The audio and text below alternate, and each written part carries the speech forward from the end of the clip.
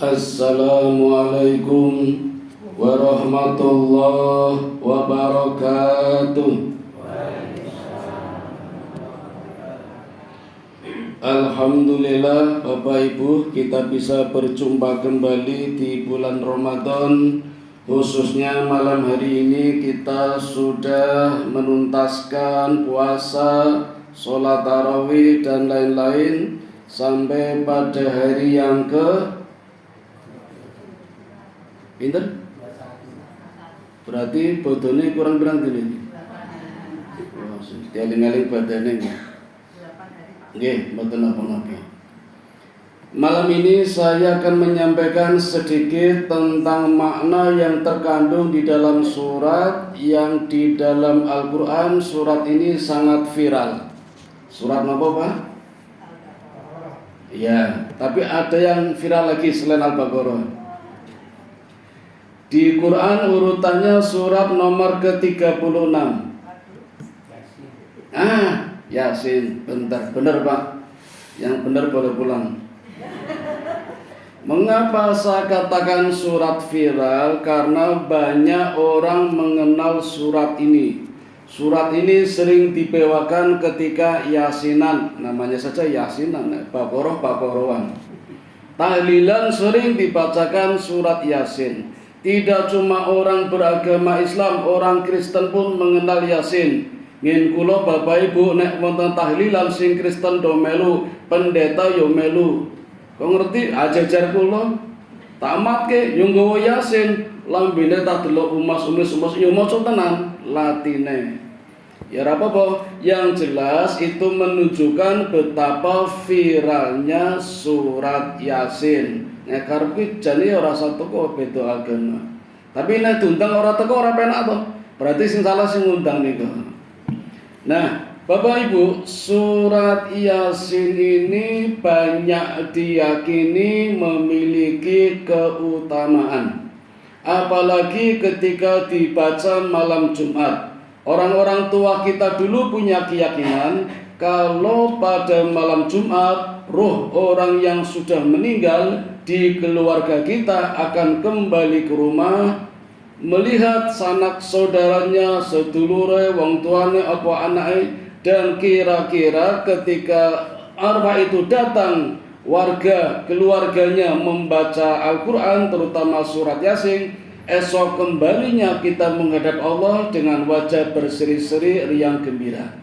Tetapi ketika roh datang ke rumah keluarganya, neng jero isine do padu, ora ono sing tadarus, malah do dolanan HP, dolanan lato-lato, besok arwahnya kembali kepada Allah dengan wajah susah, gelisah, sedih dan sebagainya.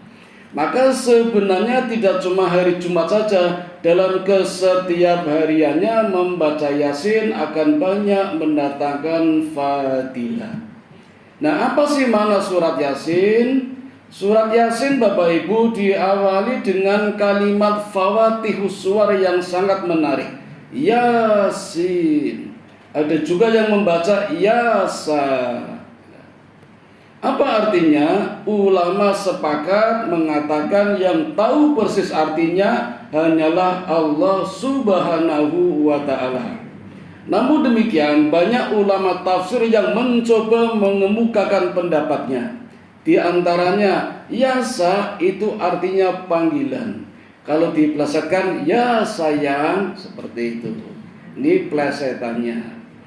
Panggilan dari siapa dan panggilan kepada siapa? Yang pertama, Yasa itu adalah singkatan dari nama-nama Allah yang jumlahnya berapa Pak? 99. Ada Ya Kohar, Ya Jabar, Ya Qawiyu, Ya Matinu, Ya Aziz, Ya Rahman, Ya Rahim. Kalau disingkat Yasa. Maka ketika kita membaca surat Yasin, sama saja kita terpanggil oleh Allah, atau Allah memanggil kita, kita pun memanggil Allah dengan perantaraan surat Yasin. Panggilan yang kedua, Yasa dari kata Ya Sayyidul Basar. Wahai Bapak dunia, Bapak yang mulia. Siapa Bu? Siapa lagi kalau bukan Nabi Muhammad sallallahu alaihi wasallam? Maka ketika kita membaca surat Yasin, seolah-olah kita terpanggil oleh beliau. Dan kita pun membutuhkan beliau. Butuh apanya? Syafaatnya. Syafaat inilah Bapak Ibu yang akan menyelamatkan kita. Sedikitnya ada 2 keajaiban syafaat. Yang pertama, ketika dosa-dosa kita tidak terampuni, kesalahan kita tidak dihapus oleh Allah, dengan syafaat Allah pasti menghapuskan dan mengampuni dosa sekaligus kesalahan kita dengan syafaat. Yang kedua, ketika doa-doa kita tidak dikabulkan oleh Allah, dengan syafaatnya, syafaat dari Nabi kita, Nabi memberikan syafaat kepada kita, maka Allah akan menerima, mengabulkan doa-doa kita. Itulah 2 keajaiban syafaat. The syafaat miracle. Yang ketiga, yasa dari kata ya insan, wahai manusia. Manusia yang mana? Siapa saja yang terpanggil dengan membaca surat Yasin ini. Maka Bapak Ibu, benar kalau Nabi mengatakan segala sesuatu ada hatinya, dan hatinya Quran adalah surat Yasin. Hati bahasa Arabnya kolbun. Dari kolbun menjadi iklab, bolak-balik, membolak-membalik. Maka kadang hati manusia bolak-balik, kadang senang, kadang susah, kadang beriman, kadang kafir, kadang imannya meningkat, kadang turun. Yasin ini menstabilkan, mengembalikan iman hati seseorang yang jadinya gelisah menjadi senang, atau yang tadinya senang menjadi lebih senang. Itulah garapan hati manusia digarap oleh surat Yasin sebagai hatinya Quran. Masih ada waktu? Sambung ya. Bapak Ibu, surat Yasin termasuk dalam kelompok surat Makkiyah. Walaupun ada 1 ayat yang diturunkan di Madinah, surat Yasin ayat yang ke-45. Wa idza qila lahumuttaqu baina aidikum. Nah, itu ayat ke-45 turun di Madinah.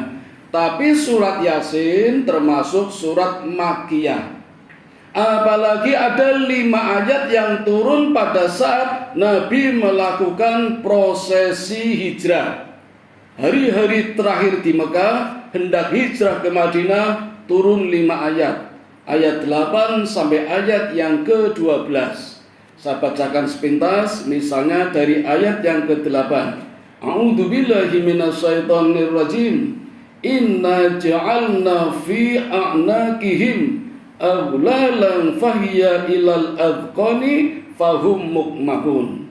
Sungguh kami telah memasang belenggu di leher mereka, lalu tangan mereka diangkat ke dagu, karena itu mereka tertengada. Ayat ini menggambarkan Bapak Ibu betapa suasana malam itu ketika Nabi hendak hijrah, rumahnya dikepung oleh 40 pemuda. Tapi oleh Allah, Nabi diselamatkan, dan kepada 40 pemuda itu dipasang belenggu di leher mereka. Tentang pemasangan belenggu kepada orang-orang yang tidak suka dengan para nabinya Allah, itu tidak cuma kali ini Bapak Ibu. Sejak di zaman Nabi Nuh, Nabi Hud, Nabi Syu'aib, itu Allah sudah memasang belenggu. Karena kebiasaan orang-orang ketika nabinya memberikan nasihat itu menyepelekan. Nabi Nuh misalnya, ketika memberikan pelajaran kepada umatnya, umatnya selalu menutupi telinganya dengan tangannya. Diceramai, umatnya malah ada gini, ada yang gini, ada yang gini, ada yang gini. Jadi ngece, koyo ora butuh, ditutupi telinganya. Maka ketika Allah mengirimkan banjir bandang terbesar di dunia, semuanya tewas kecuali yang ikut Nabi Nuh. Tewasnya dalam keadaan sama semua, telinganya ditutup dengan tangannya. Ono sing lempang, ono sing jungkir balik, ono sing jengking, tapi posisinya sama. Itu umatnya Nabi Nuh alaihi salatu wassalam. Umatnya Nabi Hud ketika diberikan pelajaran oleh nabinya, itu juga menyepelekan. Gampangannya diceramai, tapi posisi duduknya dongece. Ini kalau tak lihat ada ya posisinya seperti umatnya Nabi Hud. Ini nanti tersinggung ya. Pun mboten apa-apa ya. Yang penting biar tahu saja. Posisi ini Nabi tidak suka. Makanya ketika khutbah Jumat, bapak-bapak nggih, ibu kan nggak ada. Ketika khutbah Jumat, bapak-bapak dilarang oleh Nabi kita kalau ada khutbah posisi duduknya satu, apa? Lendean. Yang kedua, apa?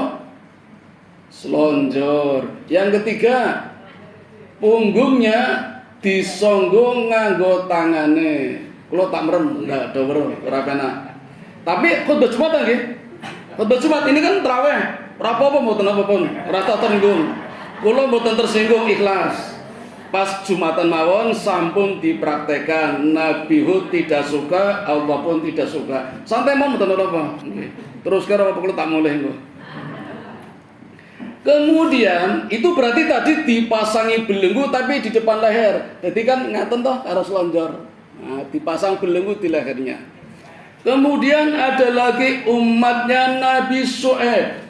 Itu posisi duduknya ketika Nabi Syuaib memberikan pelajaran itu memasukkan kepalanya di antara dua lututnya.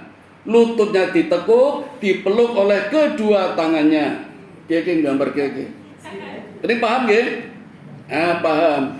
Makanya ketika Allah menurunkan petir menyambar-nyambar selama 3 hari dan ketika fajar tewas semua, posisi mayatnya sama, kepalanya dimasukkan di antara dua lutut, lututnya ditekuk dan dipeluk dengan kedua lengannya, tangannya. Ono sing lempang jungkir baliking posisinya sama. Karena ketika diberi pelajaran oleh Nabi Syuaib, dongece lunggunya seperti itu. Maka Nabi kita tidak suka kalau ada orang posisi duduk seperti itu ketika ada khutbah Jumat. Ini terawih nggih, mboten napa-napa santai mawon.